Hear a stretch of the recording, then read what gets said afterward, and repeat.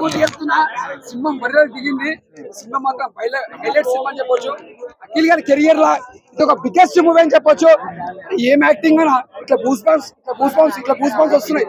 Cinema మాత్రం highlight. అసలు ఆ క్యారెక్టర్ తగ్గట్టు ఏం చేసినా నిజంగా చెప్తున్నా.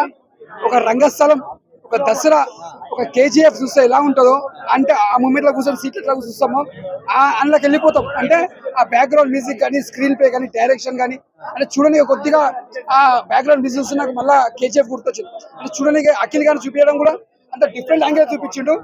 నిజంగా చెప్తున్నా, అఖిల్ గారు ప్రాణం పెట్టింది సినిమాకి. అంటే మంచి పట్టుదలతో సినిమా ఇట్టు కొట్టాలన్నాడు, ఇట్టు కొట్టిండు. సినిమా రాసి పెట్టుకోండి. నాగార్జున ఫ్యాన్స్ కి అంత పెద్ద పండుగ అని చెప్పొచ్చు. ఇది ఒక తెలంగాణ, ఆంధ్ర, మొత్తం ఆల్ ఇండియాలో ఫ్యాన్స్ కి పెద్ద పండుగ అని చెప్పొచ్చు.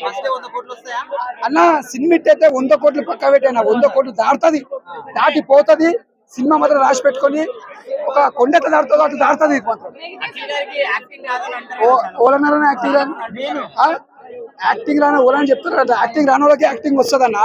అందుకే యాక్టింగ్ చేసి చూపించింది కాబట్టి పర్ఫార్మెన్స్ లా #1 అని చెప్పొచ్చు. అఖిల్ నాగార్జున నుంచి #1.